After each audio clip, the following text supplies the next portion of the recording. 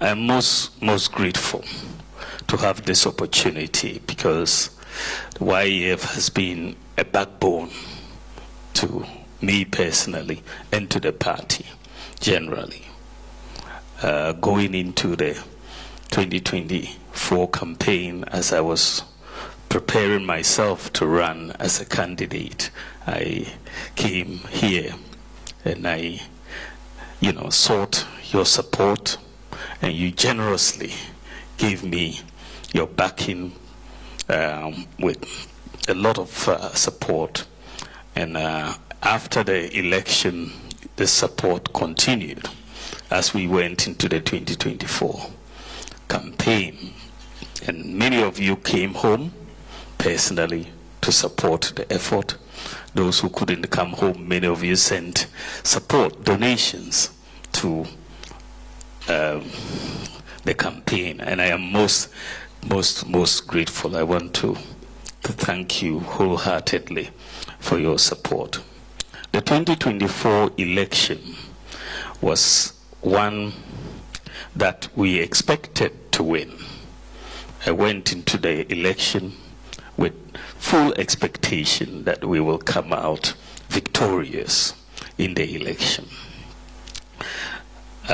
We worked very hard. In fact, many people have said that they've not seen a campaign that worked as hard as this particular campaign. I toured 276 constituencies, every constituency in Ghana after I was elected.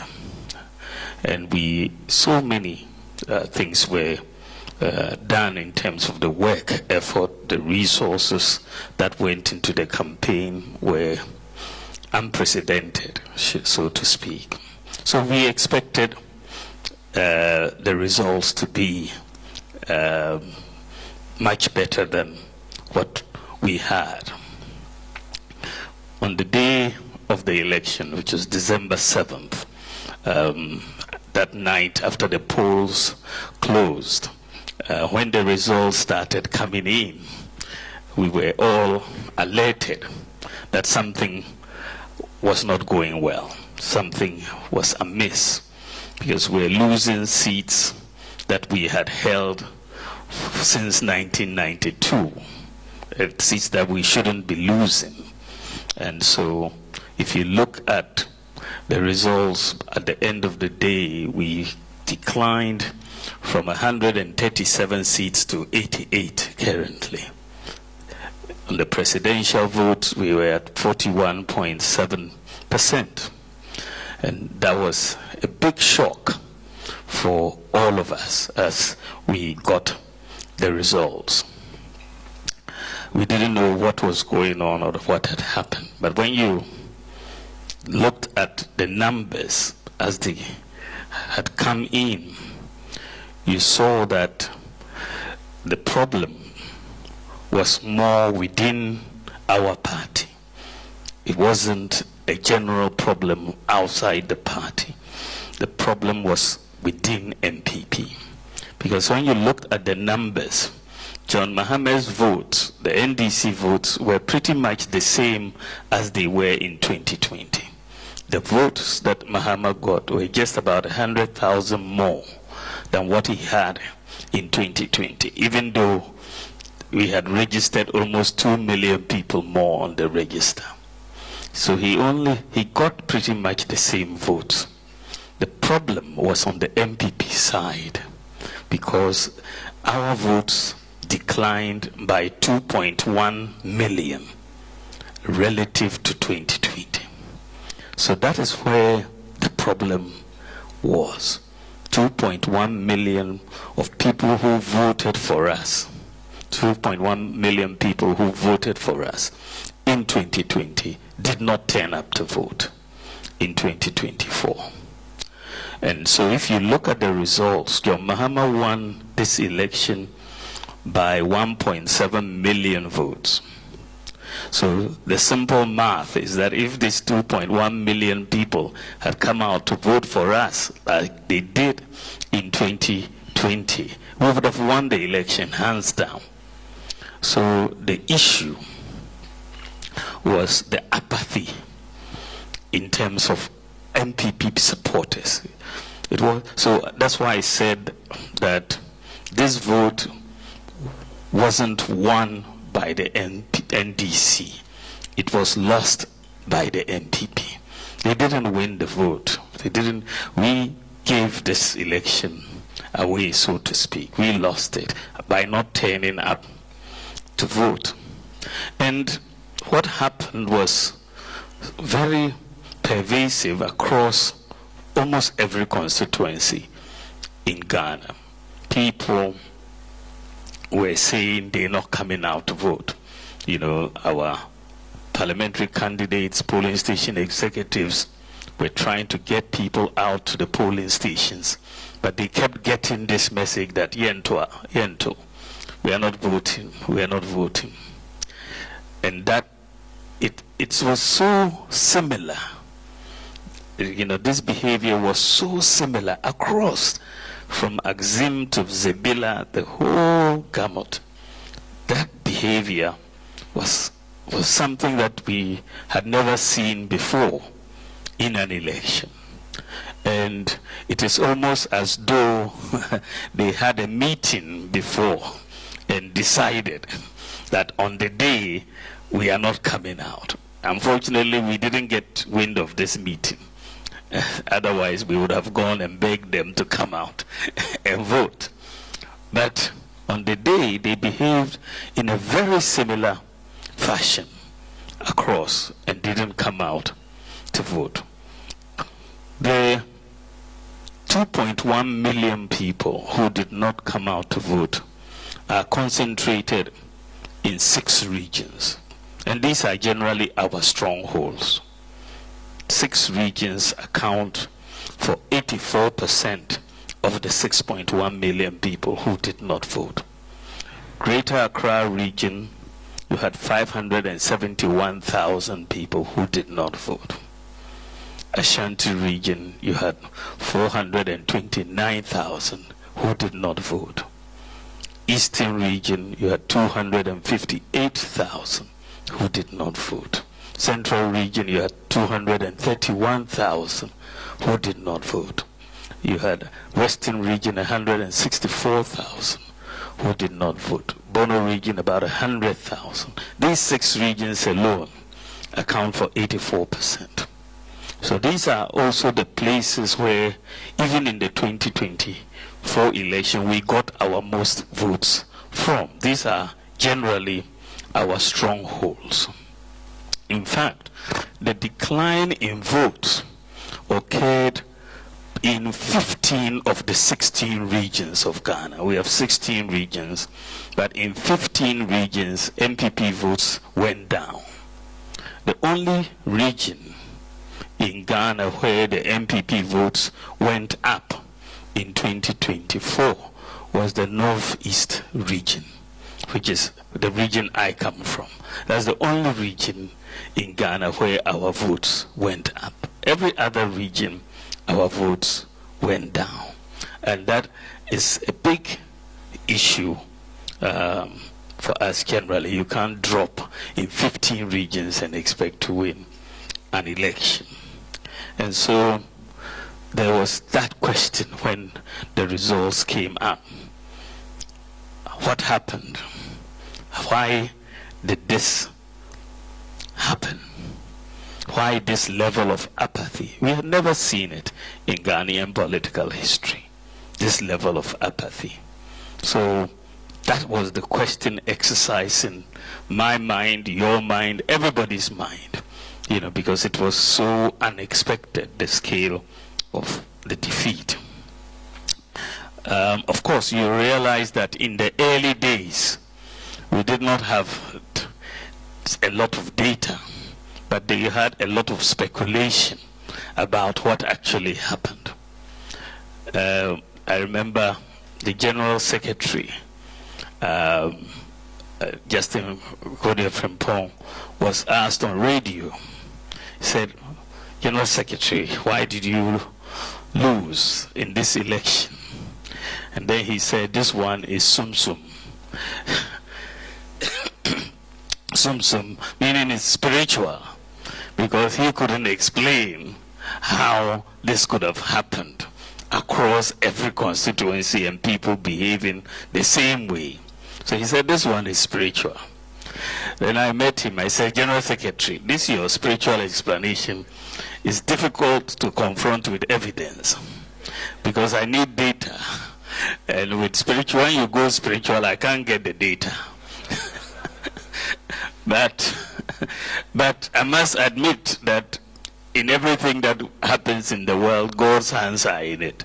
So what you are telling us is we have to intensify our prayers for 2028 so that God would open the door for us and give us victory in 2028. The other explanation, which came very quickly, because as you all recall, I conceded the election on Sunday morning. And I conceded it to keep Ghana at peace. Because what was coming, and many people didn't know, what was coming was going to turn Ghana upside down. That's how I read it. And I thought that we needed to keep the peace of the country. And we needed to. So it shocked so many people that, because I was confident in the data we had collated, and I knew that we had lost the election, and the EC would have taken another 2 days, and that would have created mayhem. So I was very confident in our results, and so I decided to concede on Sunday morning. In fact, I stayed up that night to write my concession speech. So I asked my team to get the press 9 a.m. on Sunday morning so that we will keep the country at peace as we move forward. And so even by Monday, after I conceded on Sunday, a new speculation had come into the system. And the speculation was that the reason why our supporters in our strongholds did not vote was because of religion. They said that the reason why they did not vote is that our supporters did not want a Muslim to become a president of Ghana. I couldn't really understand that, but it was put in the system. And you know, these sorts of explanations get a lot of play. And I said, well, I don't get it, because the NPP, as a party, elected me to be leader. We were 10 of us. I was the only Muslim candidate, but the NPP gave me 61% to lead the party. So it cannot be that the NPP suddenly decides that they don't want someone to be. But I said, look, this is one of the concern explanations. You know, it's full of mischief. And the NPP is not a party that discriminates on the basis of religion. Otherwise, they wouldn't vote for me in the first place. So I said, let me confront this with data. Let us, I'm a researcher, let us look at the data and see if we can debunk or confirm this. So I took the data for the 2024 election. You'll see that in this election we have 276 constituencies, but the NPP presented 236 parliamentary candidates who were Christian and 40 who were Muslim. Now if you look at the votes in our strongholds, for example, if the factor of voting was religion, then you would have seen that in every constituency where we had a Christian parliamentary candidate, they should get more votes than me, isn't it? That's the hypothesis, that they should get more votes if people were voting according to the religion. That was the hypothesis. But when I looked at the data, it was in fact not true. It was in fact the opposite. That in many constituencies, in many regions, I was rather getting more votes than our parliamentary candidates who were Christian. So it couldn't have been that people were voting on the basis of religion. In fact, when you look at Ashanti region, which is probably our strongest hold in the country, you look at many constituencies where I was doing better than our parliamentary candidates who were Christian. Ifijia Secretary East, Asante Akim North, Ekuma Nwabija, Bekwai, Kwadaso, Mampong, Manshia North, Manshia South, Manso Dubia, Manso Nkwanta, Shaesu, Nsutap Kwamam Beposo, Obuasi East, Obuasi West, Offenso South, Secretary Farm Plains, and many others, where I was doing better than the parliamentary candidates. And you find that even in places like Neo DBRC and Ejura Secretary Dumasi, NDC Muslim candidates were winning those against our Christian candidates. So it wasn't really, the data didn't support that. In a place like Asin Central, we lost to an NDC Muslim candidate for the first time since '92. You go to Asin South, which is my favorite example. Asin South, our candidate there was my good friend, the Reverend Intim Fojo. You've heard about him. He's the star of the moment. Cocaine here, cocaine there, cocaine everywhere. So Reverend Intim Fojo is a pastor. And so he worked so hard for me. In his own constituency, I beat him in his own constituency, in Asin South. So if it was a religious vote, there's no way I can beat the pastor in that. So the data, as I compiled it across the country, all the regions, was very clear that there was no factor of religion in the way the votes went. And in fact, the core committee, which we set up later on, also delved into this matter and concluded clearly in black and white that religion was not a factor in the 2024 presidential election. So that matter, I think we should put it to rest because it is not founded on data. Losing elections have happened over time. Many candidates over time have lost elections. And when candidates lose elections, we never go back to their religion to explain why they lost an election. It has never happened that way. You remember J. Kufuor in 1996, when he lost the election, he had 39% of the vote. In fact, when I visited him recently, he reminded me about that. He said, you got 41.7%. You even got more than I did at 39% in 1996. But he came back in 2000 and won the election from 39%.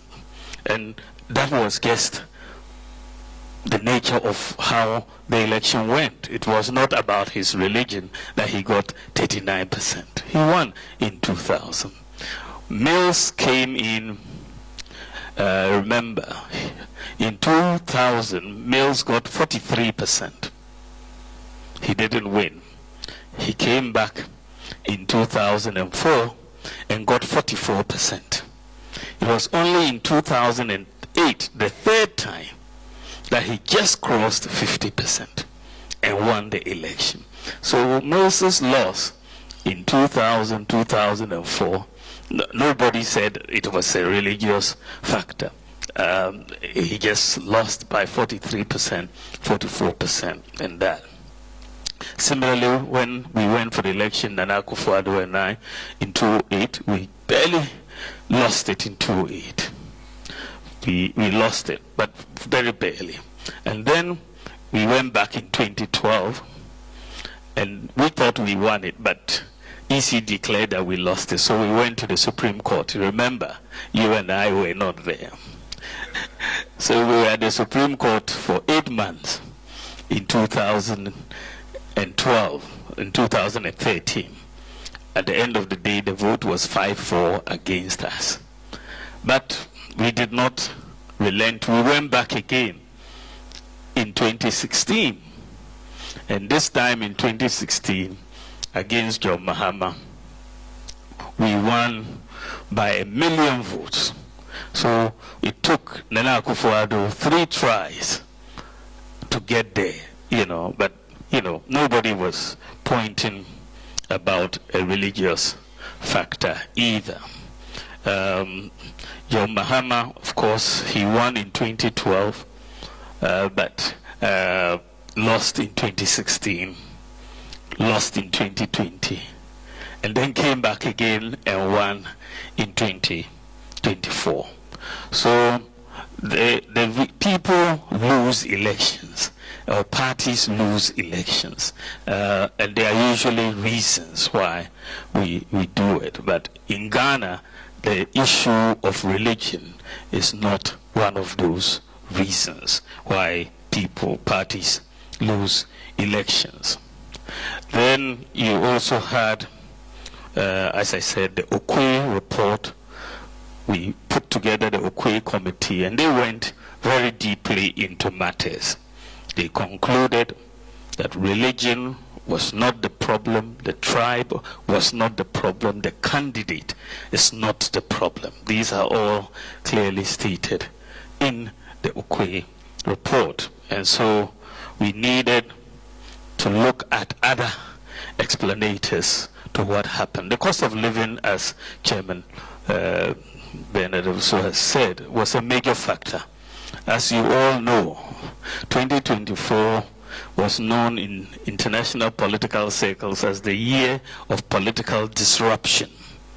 You had about 60 elections take place in 2024, but 80% of incumbent governments lost the elections, including governments in the UK, in the US, in Senegal, in Botswana, in South Africa.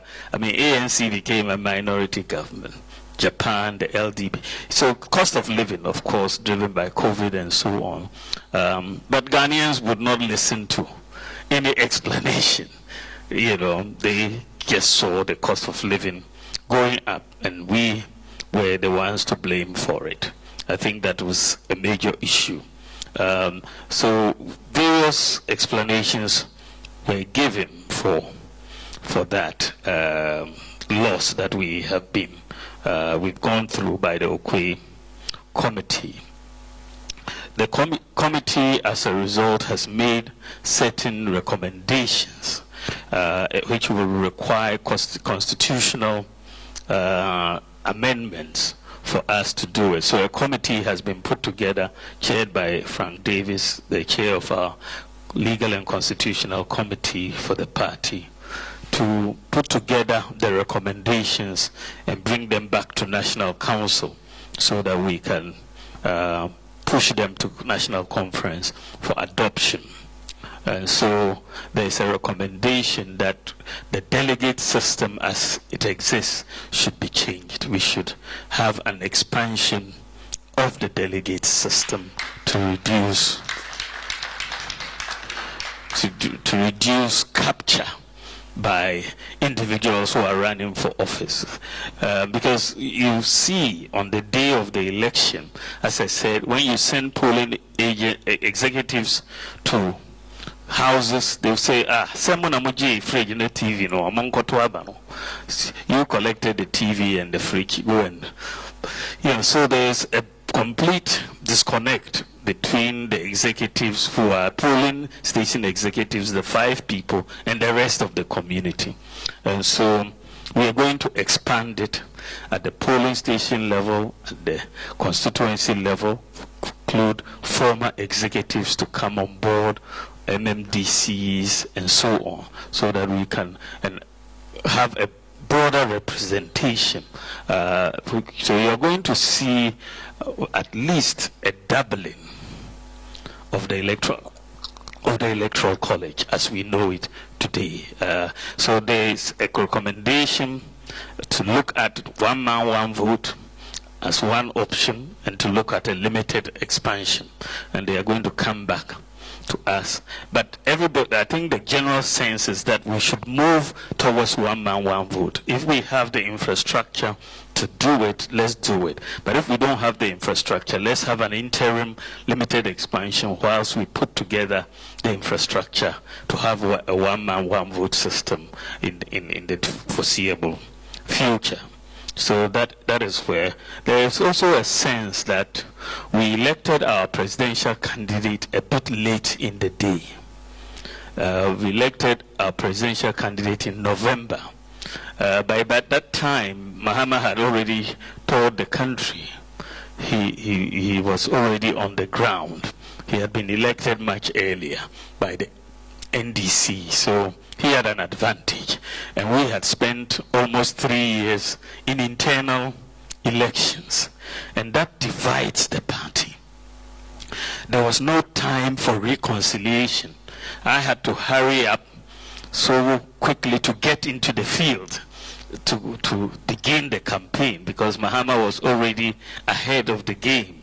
So reconciling people at all levels of the constituency was difficult.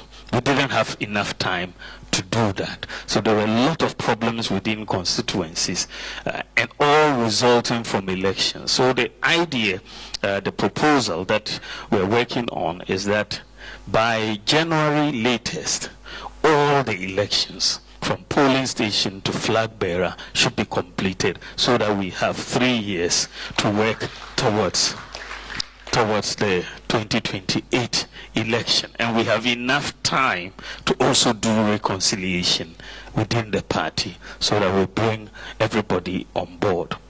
There's also a recommendation to grant amnesty to people who have been suspended for one reason or the other, because we need unity. We need unity in the party. And so there have been people who have had various infractions for which they have been suspended, but they have following. They have kids, they have, relatives and all of that. And we need to try to unite and settle those matters at the same time. So the idea is to introduce an amnesty for people who have been suspended, and then we'll bring them in on board. There's also a recommendation in the report that one of the problems we had is that we did not focus on a lot of infrastructure development in our strongholds. That was a big problem that annoyed many of the people in our strongholds. They could see major projects taking place in other regions which even don't generally vote for us. So they didn't see why they should break their backs to go out and vote for us when there are major pieces of roads and other infrastructure that they wanted, we didn't do. And I think that is a big lesson for all of us in terms of making sure we satisfy what we've done. We're also being told in the report that we didn't pay enough attention to the district assembly elections. That is really the foundation on the ground. And one of the problems in the district assembly elections is that the NDC is always able to rally around one candidate. For the NPP, you usually have 3 or 4 candidates, none of whom is prepared to step down. So we divide our votes at the district level, and the NDC always comes through to win. That unity is very, very important. It was also mentioned that the utterances of NPP senior people is something we should be very careful about, because these utterances are then used by the NDC against us. And you see in the 2024 campaign, the last 3 weeks of the campaign, they just kept playing videos of our own people, basically denigrating us across.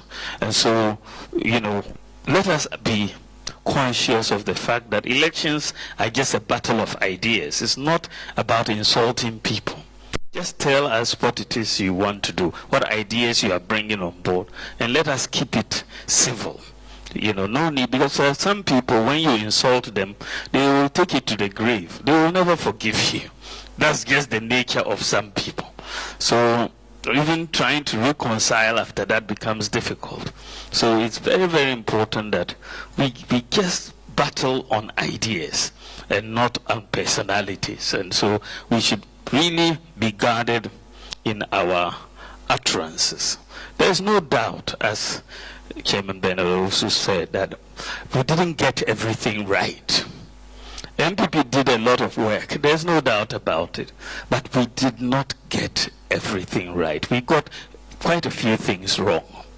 And I think that on my own behalf, on behalf of the party and the government, I apologize to all of you for us not getting the things right that we should have gotten. We didn't get anything right. I believe that if by the grace of God we have another opportunity, I believe that we will get many things right because we've learned the lessons of where we are going. I am very, very optimistic about 2028. I look at the way forward and I'm quite optimistic. I believe that 2028 NPP is going to come back into government. I believe so. I believe so. There are a few reasons why I'm so convinced about this. Firstly, if you look at our political history, our political history suggests that it is usually very difficult for a first-time presidential candidate to win an election in Ghana. I don't know why that is, but Ghanaians want you to come more than once. That seems to be what is prevailing on the scheme of things. So if you look back, you see J. Kufuor. He came 96. He had to come back in 2000. President Mills, 2000, 2004. Then he won in 2008. Then President Mahama came. His first election, Mahama's one was an aberration because 2012 we were going for an election against Mills. So all our ammunition and our battle plans was against Mills. Right? And so we did everything we could. Unfortunately, may his soul rest in peace, he passed away. And then it was Mahama who was sworn in and then became the candidate. Now, for the rest of the campaign, NDC was playing funeral songs. I'm sure many of you saw it. They had angels on the TV. They were playing mourning songs. How could you even attack them? You'll be seen as insensitive. They mourned all the way to victory. They mourned all the way to victory. And we were just sitting there. Even then, as I said, 2012, he won, but we disputed it. But he was the one who won at his first attempt. But Ghanaians gave him the boot in 2016. And then he came back again, in 2020. He didn't win. And then 2024. When you look at it, who would have thought that Mahama would come back again and be president of Ghana? Nobody would have thought that, but that is exactly what happened. His fourth go at it, 2012, 2016, 2020, 2024. He won in 2024 like he did in 2012. So Nana Akufo-Addo also went 3 times before he won. Mills won 3 times before he won. So there is a sense that in 2028, NDC is going to bring a candidate for the first time. A new candidate, isn't it?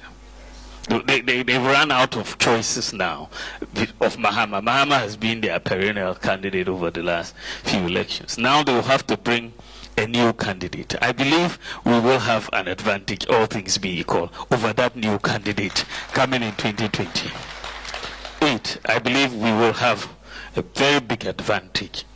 You know, the second set of reasons that I believe we are going to win is because NDC is actually in government. Why do I say so? In opposition, they made so many promises and told a lot of stories about what they were going to do.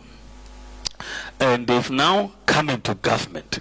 It's not easy to do propaganda when you are in government. It's very easy to do propaganda in opposition. So they told so many lies in opposition. They said that when they come, they will bring down the cost of kinky and the cost of living.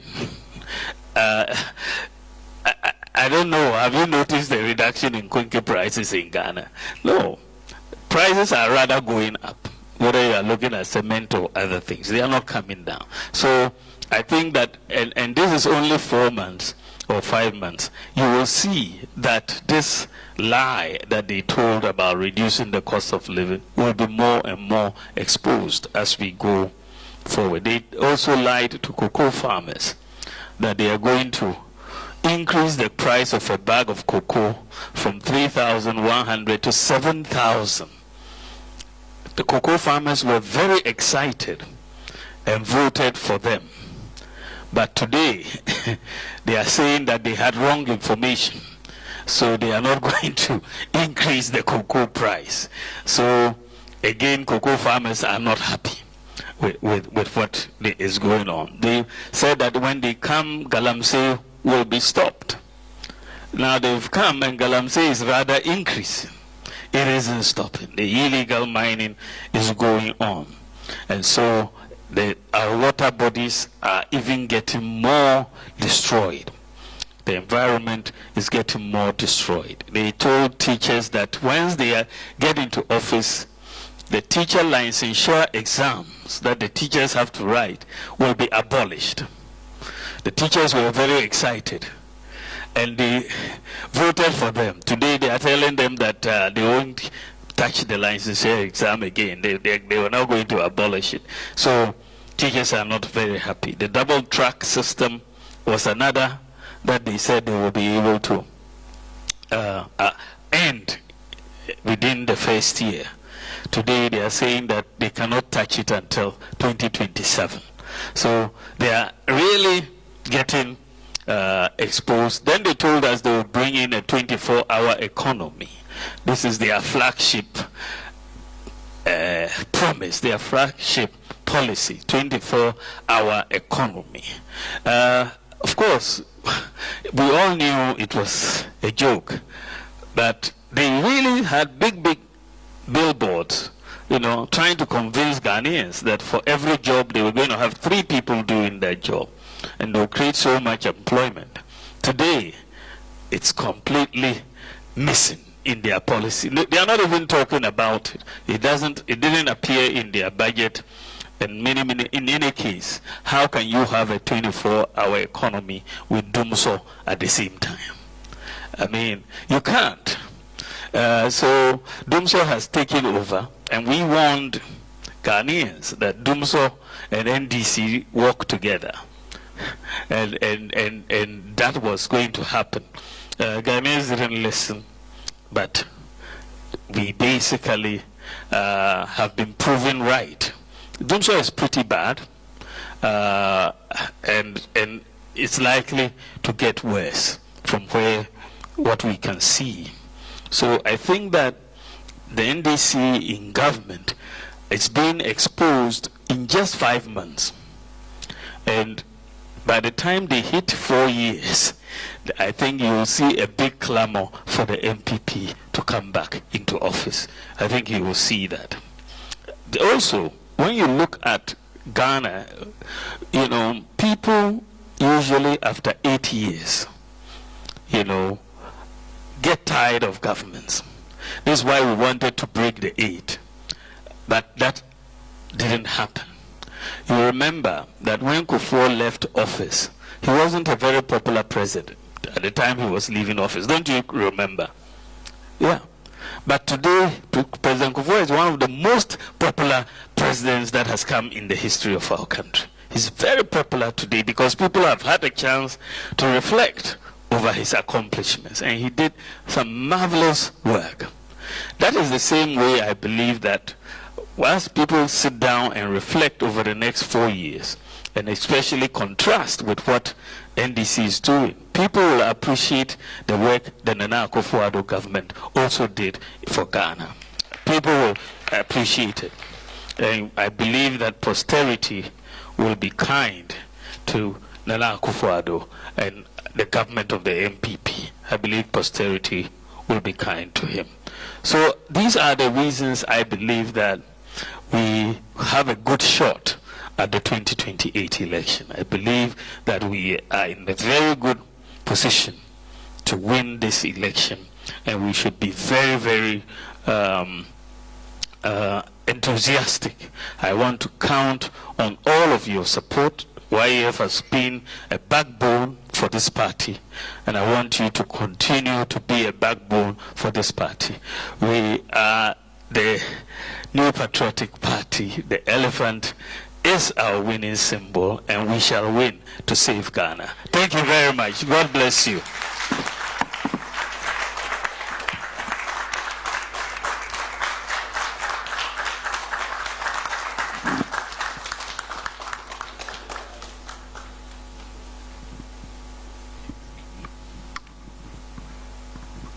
Thank you very much, Your Excellency, for the insightful information that you've given to us.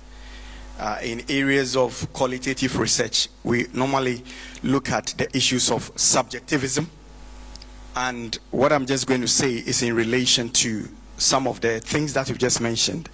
As a matter of fact, I took this upon myself when we finished the elections, just to do my own research across the constituencies, and did a report and handed over to the relevant people in the branches that is needed. One of the outcomes which you touched on, that touched my heart, was on the issue of the fact that we are doing well, but we are not able to communicate what we do and how we do it. As a matter of fact, my background is into research and digitalization, so I've been doing a lot of work in Afram Plains. And for 3 years of my data collection, one of the things I saw was that there were always NDC megaphones on cars moving around. There was a place I even went called New Jerusalem, which is within my Bryce constituency, where I've been working for 20 years. You could not see a poster of NPP until during the elections when I went there as part of my tour within my constituency. When I saw all this, the languages and the things you could see were all about English. I believe going forward, we need to contextualize and localize our communications. And our communications should not only just sit on the top level, but we should be in sync. Whatever is discussed at the national level should sync through to the regional level, should sync through to the district, and it should be localized to be able to get a message to the grassroots. Because after all, NPP is a grassroots party, and it is the grassroots that brings the party into power. Thank you very much. He's right, please. Okay, my question is quite simple. The NPP is a unique brand, Your Excellency. And many years ago, for our sins, people used to say, "Akrachi for a party." That's what we were identified with. So the free SHS gelled well with the rural folks, because we are person about Cusco now obey BB. It appears, Your Excellency, that we are, from where we sit, it's becoming slightly difficult for Ghanaian to see the difference between the MPP and the NDC. And sadly, people go to the extent of saying we are the same. I reject that. We are not. We are completely different. Our philosophy is different. Our ethos is different. We believe in meritocracy and we believe in rule of law. But if you look across our leadership, from Zabzugu all the way to Tripoli, down to Zebela, coming down to Tema, you will see that by design, we have allowed ourselves to call ourselves grassroots party and bring leadership that may be not supporting your cause. It may be expedient to you, it may be expedient to the party, but it's not helping the party to win. I'm sure very soon you will see people taking sides, introducing themselves, they belong to this person or that person. Your Excellency, we want NPP back to power. And probably, it's safe to say, going by our tradition, once a person is elected, it's very difficult, probably impossible, to change that candidate. So my mind is clear who we are taking into 2028 election. It need no explanation, but people are going to come to use that expediency to hold power and will not help our cause. How are you going to stay neutral and say to people, go and get the best candidates to be leaders of the party so that the party will be strong to propel us to victory? Thank you.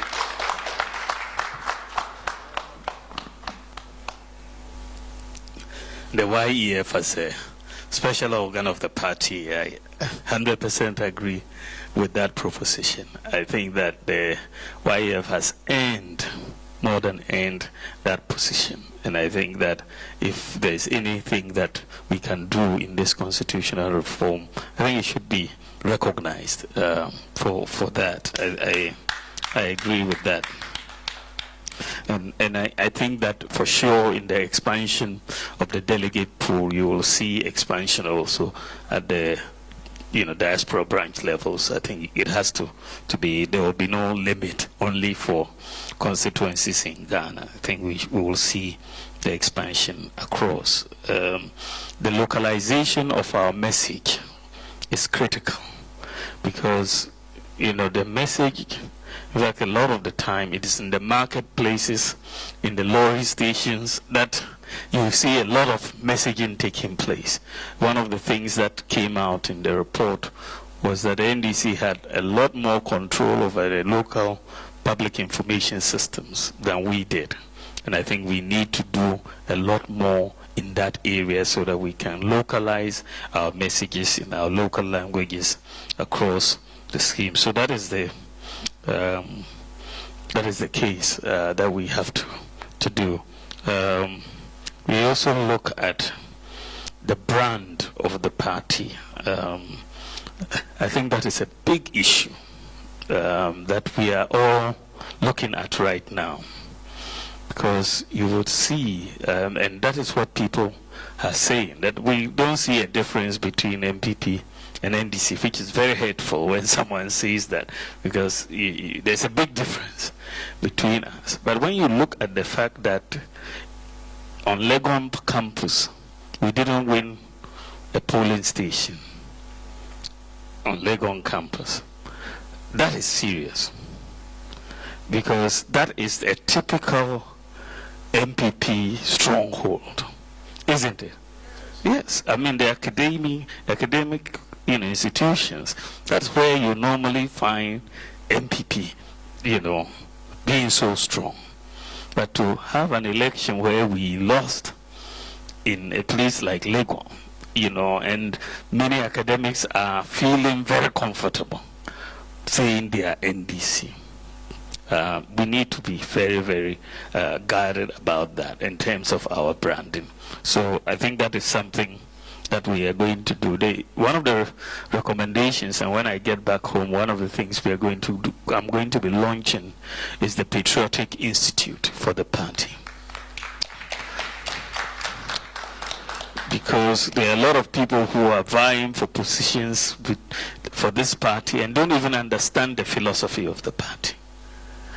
They don't get what this party is about. And so everybody who is going to vie for a position in this party will go through the Patriotic Institute. We will all take schooling from the Patriotic Institute so that we understand what this party is about. Yes, exactly. All of us have to be partaking in the schooling so that we all come in with an understanding of the bigger picture and the bigger issues that are at us. It's not about your own personal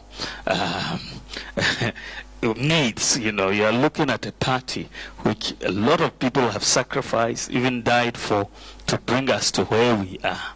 And we need to appreciate what it is that we are trying to do for Ghana within the NPP, and that whole branding will be done in that context. So and that is also dealing with this whole issue of the leadership at different segments of the society. So we need to be very careful about that. And I think that to a large extent, you know, it's very, very important that we remain as neutral as possible in all the internal elections. I think that becomes a very, very important part of all of this, so that we can at least be people who can reconcile the party when it's all over. And I think we are going to work towards that. Thank you very much. Your Excellency, thank you so much for gracing us today. I also like to say thank you for supporting the youth. But then I would like to ask, what plans do you have for the youth? Thank you. Thank you, Secretary. His Excellency, Your Excellency, DMB. You partnered Nanado in 2008. Same happened in 2012. We lost the election. There wasn't any mention of religion. 2016, we won an election, and in 2020, we won. There wasn't any mention of religion. In 2024, you were given the mantle to lead the party. Since the election, there's been cacophony of a lot of people saying a lot of stuff about religion being the cause of our defeat. How do you feel as a person when you hear those comments? Thank you.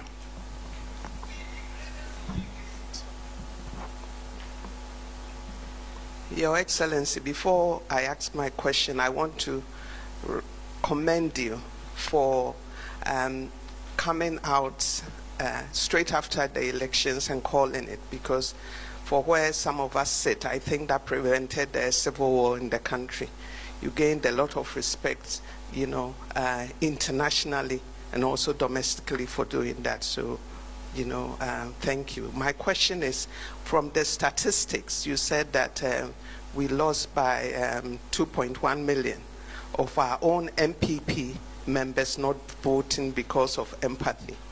What are we going to do to really get those people back? Because when you have a look at, you know, NPP supporters, people that don't vote means they are staunch party followers. They are, you know, disenfranchised, but they won't vote for another party. So we have a way of getting them back. And what I want to find out is, what are we going to do to get them back? If you look at the voters register, about 60% of the voters register is the youth. So if you're going to win an election in Ghana and you don't have the youth, you are in trouble. I think that is the whole thing. I think that at the end of the day, we are currently in opposition, and we need to engage the youth, right from TESCON to all other segments of that. So you see that one of the, as I said, the university campuses, we lost quite a lot of them. And we are going to go now back into a lot of engagement on the campuses across the country, so that we can sell our message better and convince the youth that they should come on board. I think if you look at our policies are more towards empowerment of the youth. There's no doubt about it. You look at our education policies. We've really empowered the youth, especially the women, the females, the youth. You look at enrollment at free SHS, there are now more girls than boys in senior high school. It didn't used to be the case. So I think in the area of education, we're giving a lot of incentives to the youth. And then you look at the area of the when we look at increasing opportunities through digitalization of the economy, for example, the youth generally don't have a lot of connections, so to speak. They don't know anybody, but they want to get things done, and they want to get things done quickly. And our whole policy of digitalizing and making things accessible has been very, very well received by the youth. You see that they can sit at home and apply for many government services that we have done, renew their national health insurance and all of that. So I think that if you look at just accessing government, applying for jobs and so on, I think it's much better for us to do. Then you see what we are trying to do. Because just before we left office, we launched our credit scoring system. This is big. I mean, most people, of course, don't as yet understand how big it is. But we are one of the few countries, I don't think we are more than 3 in Africa, now with individual credit scoring systems, and that's really huge for the future of the youth, because access to credit, even to do business and all of that, is a key bottleneck for progress.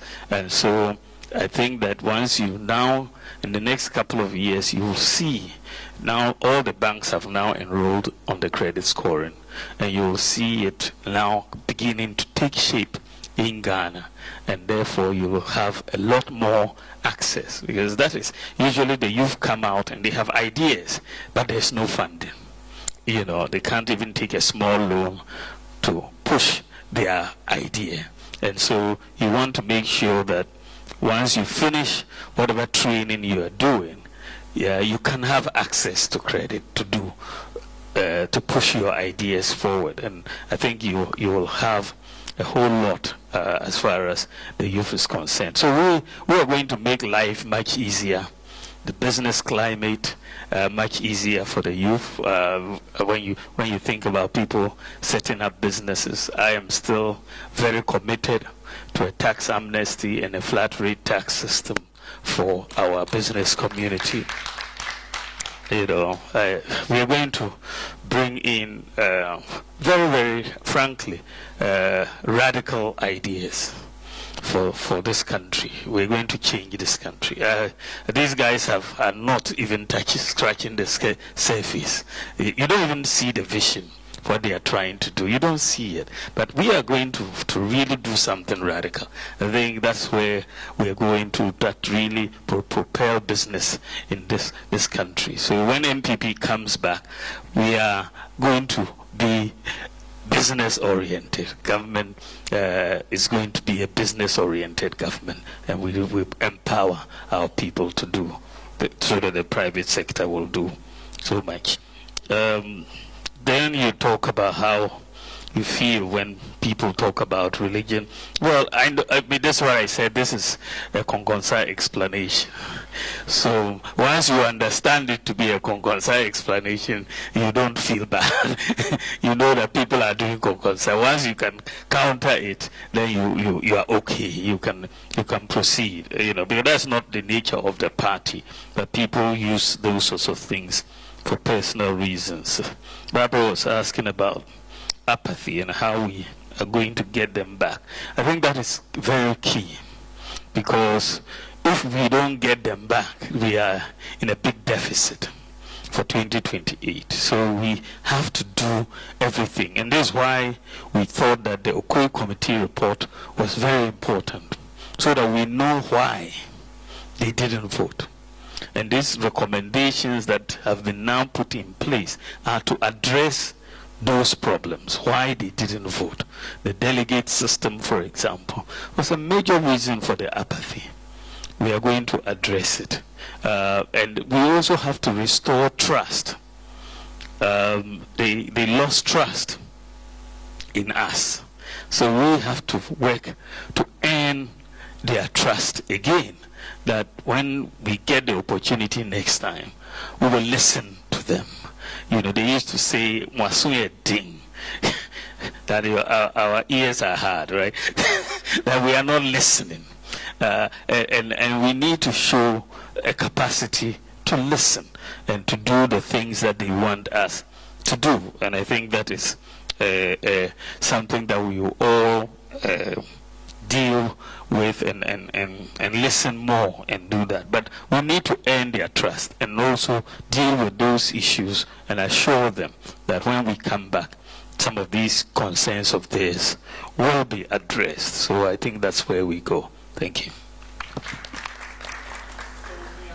Thank you very much, Your Excellency. It's always a pleasure seeing you. My question is very simple. Do you believe the appreciation of the cedi is sustainable? The reason I ask the question is that there are two schools of thoughts. One of them is the fact that we started this gold reserve purchase and it's now contributing or yielding the result. It's unfortunate that we didn't see that result before the election.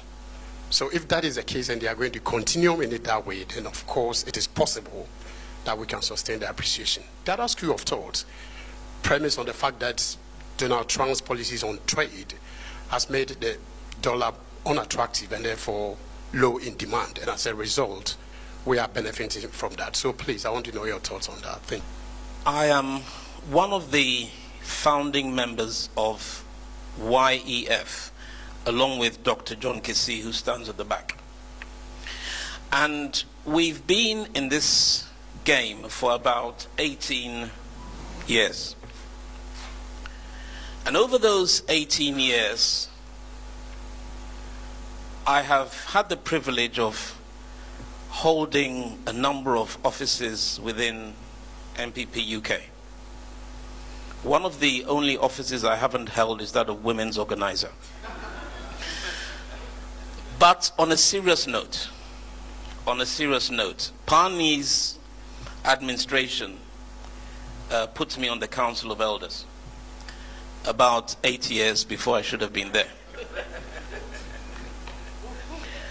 And one thing I have learnt from our elders is that I listen to them, and I listen to them, and I listen to them. And one thing that I hear from a lot of them is hurt, from some of them resentment, from some of them the fact that they feel forgotten, for others the fact that this party doesn't seem to appreciate and reward loyalty, the fact that it appears as though, and somebody said this and I quote, that it appears as though we have allowed a bunch of semi-illiterates to take over the party. I don't know whether that's true. We are hemorrhaging. And we are hemorrhaging badly. And if we don't stop the hemorrhaging, if we don't stop it, let's say goodbye to 2008. Because we've allowed the NDC to steal our clothing. We've allowed them to steal our clothing.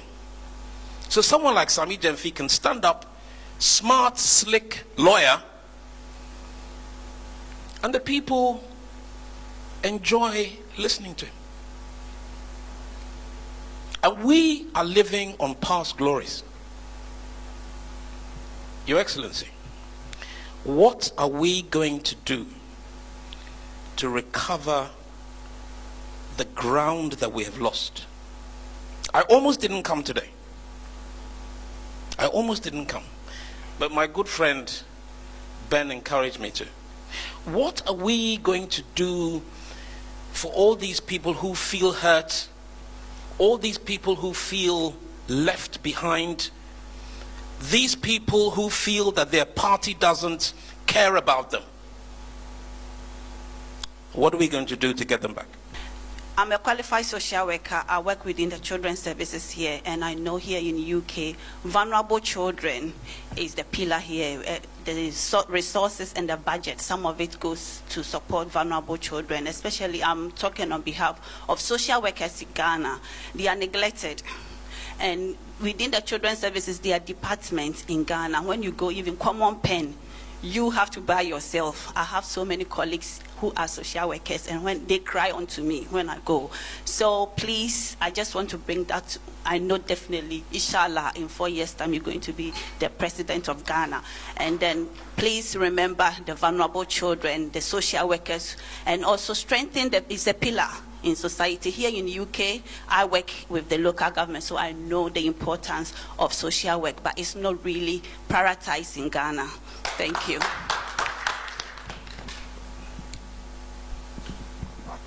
Thank you, Your Excellency. This is a personal question. There are some school of thoughts with the view that because you're so soft-spoken and very gentle, you're very easy to be bended over.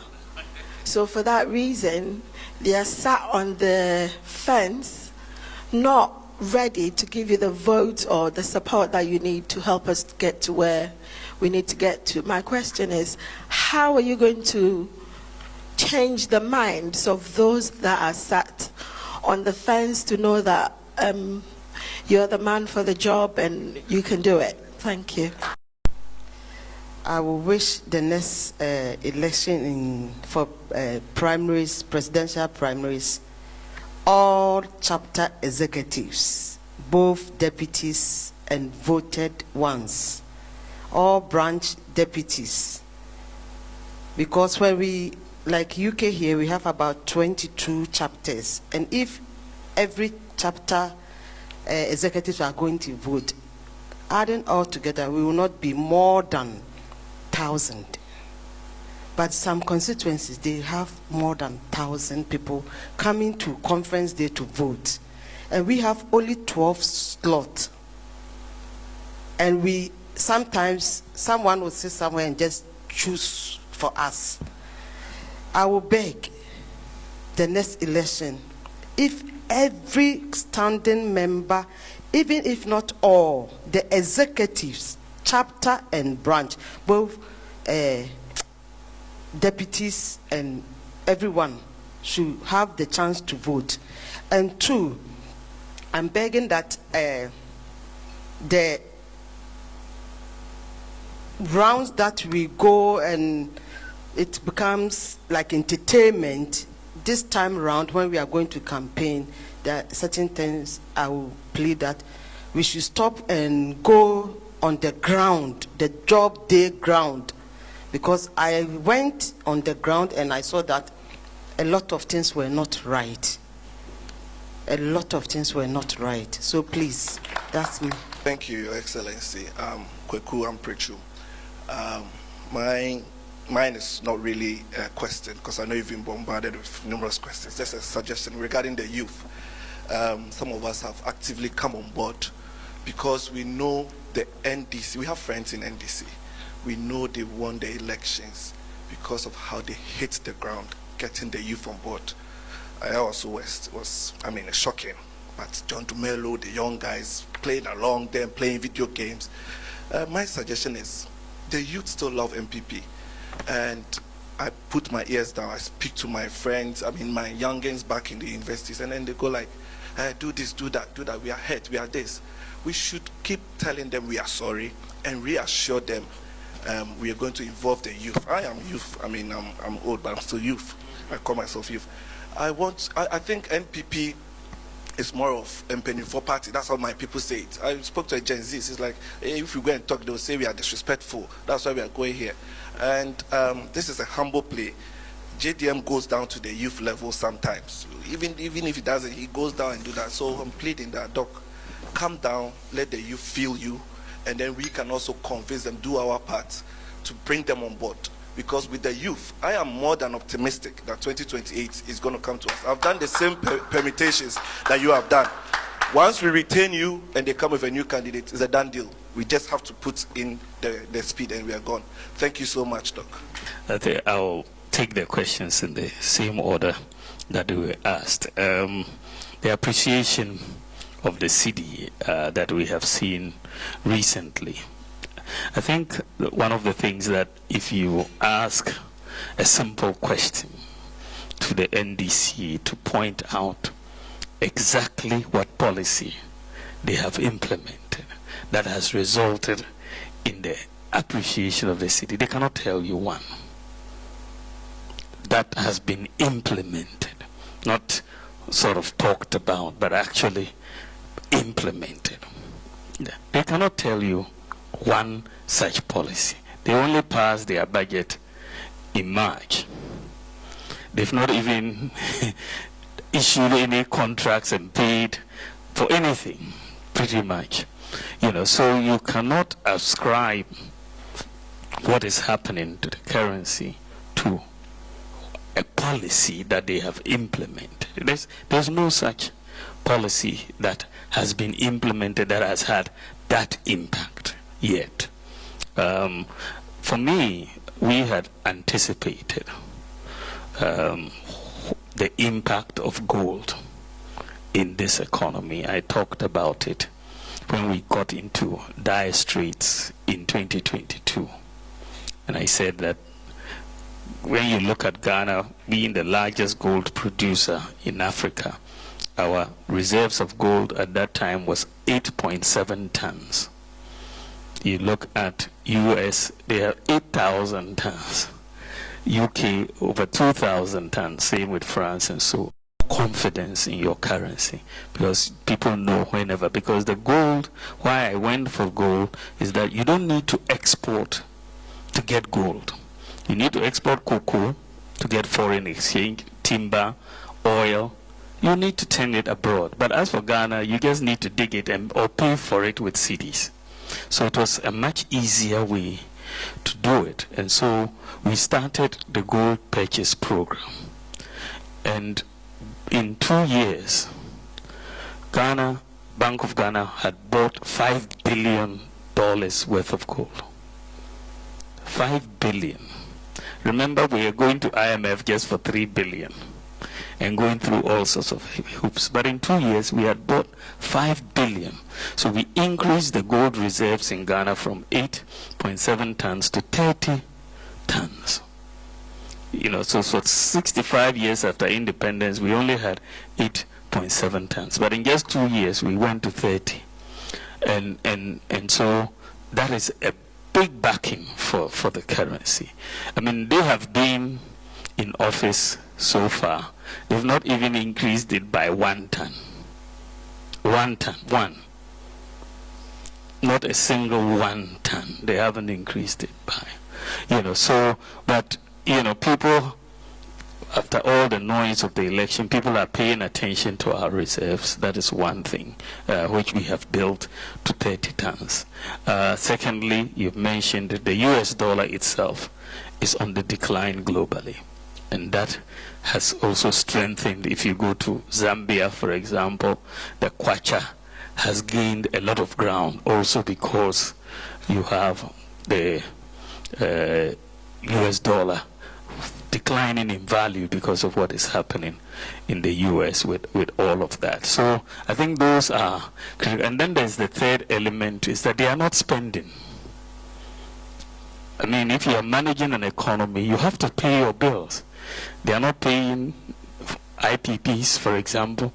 This is why the doomsday is so acute. And they are not paying contractors. So when you are not spending, there's less pressure on your currency.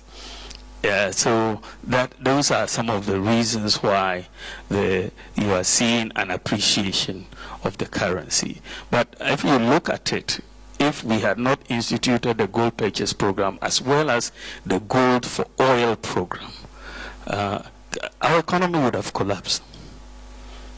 It would have. Where would we have gotten $5 billion just, to support the economy? You wouldn't have gotten it.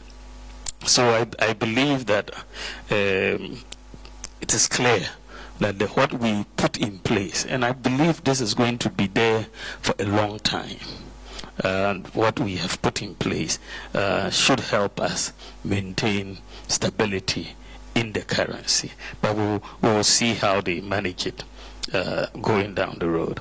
David talked about the Council of Elders and how they are hurt, they've not felt recognized, and no reward for loyalty, and they've been forgotten and all of that.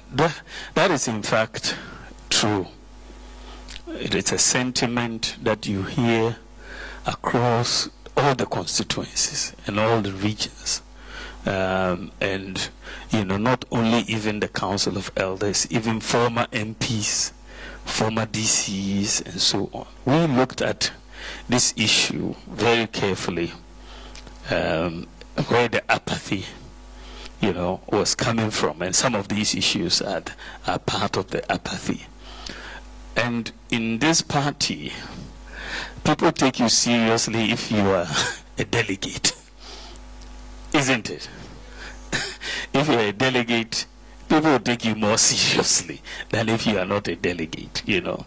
And so this is why police station executives don't call themselves police station executives. They call themselves delegates. Then when you say I'm a delegate, then you put fear in the people who are other MPs or ministers.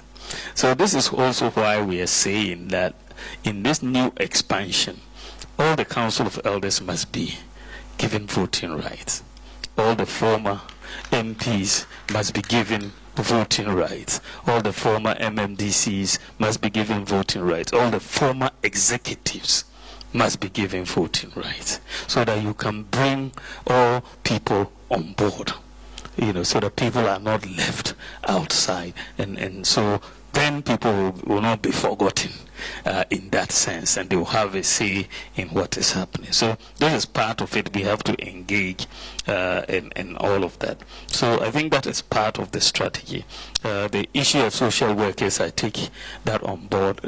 For me, the vulnerable, the poor, for me, that's just my own, you know, passion to look after the vulnerable and the poor. It's just my own passion.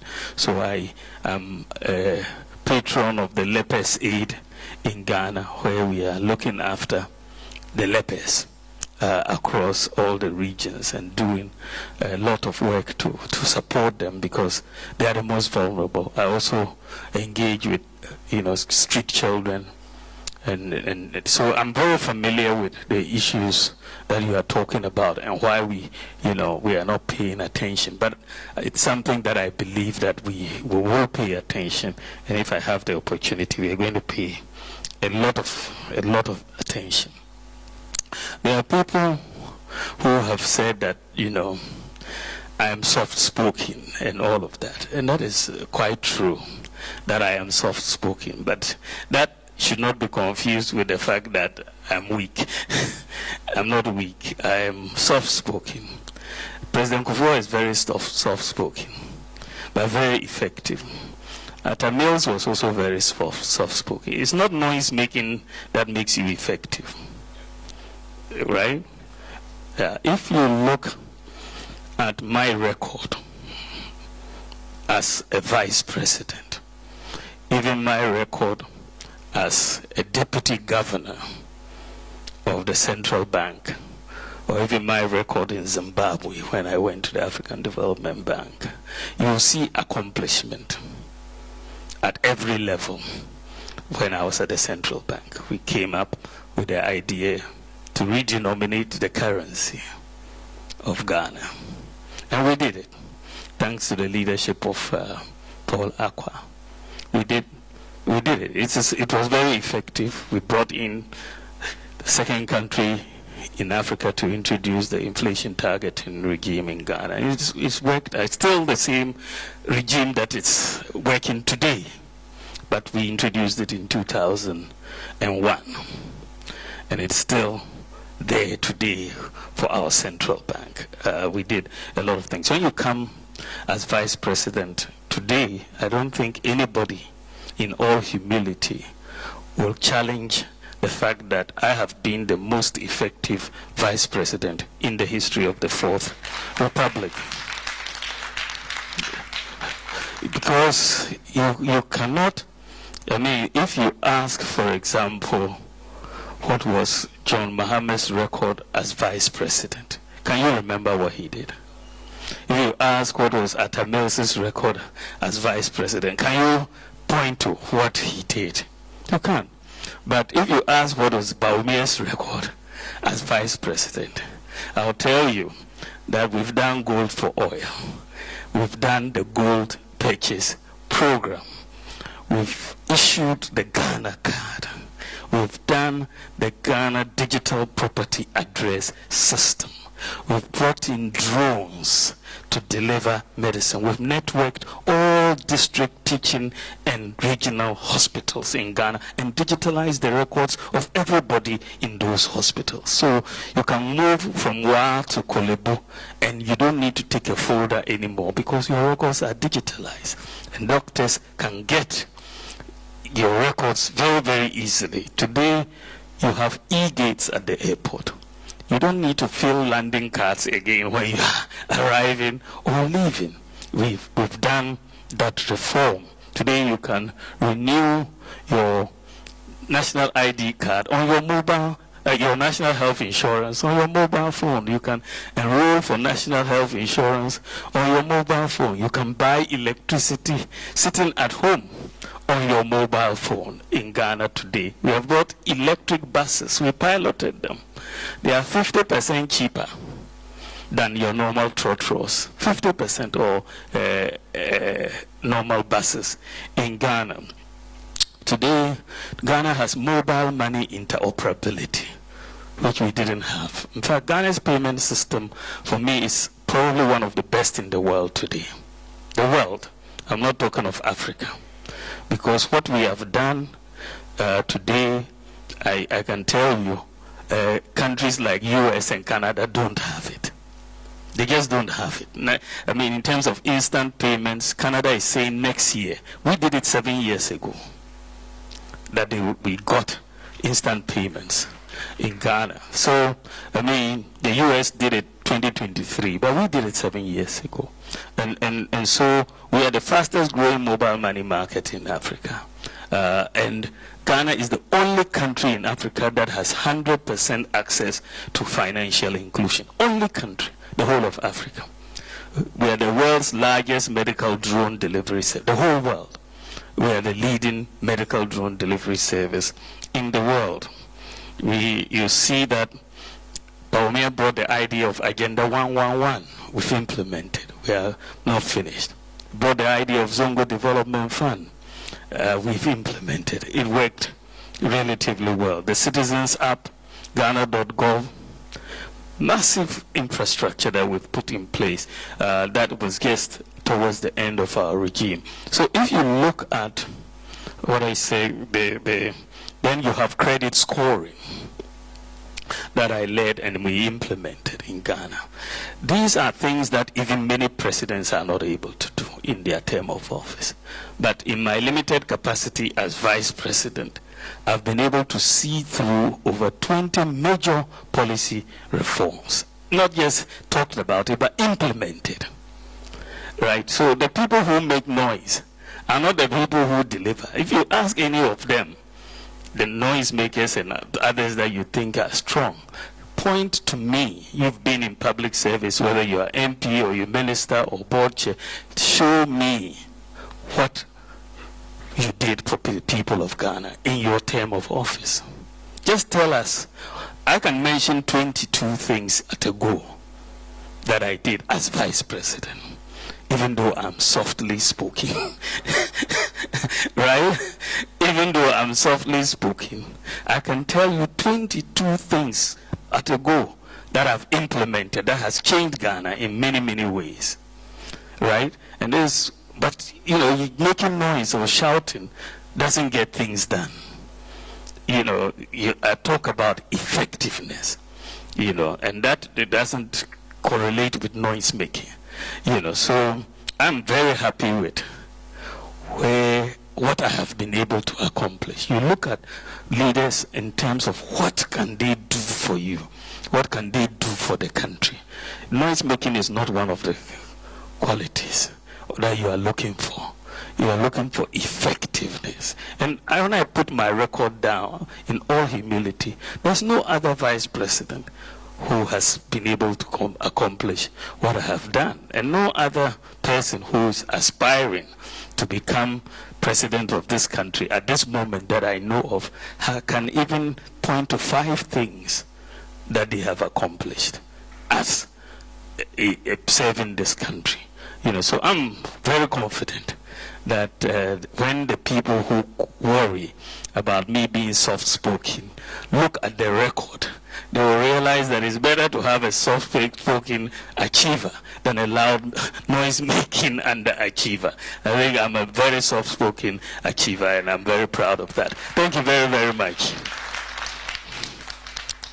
I think that Hagia was talking about, but that's my mother, Hagia Miriam. She's talking about diaspora voting, and I totally agree with you.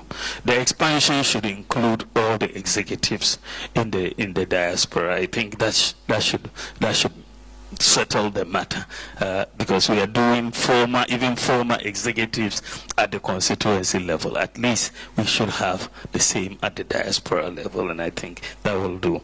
And then the youth also is very important that we reassure them, and I think your question and Barbara's question and so on was quite similar in that sense. And so we are going to be doing a bit more engagement with the youth. We've already started, actually.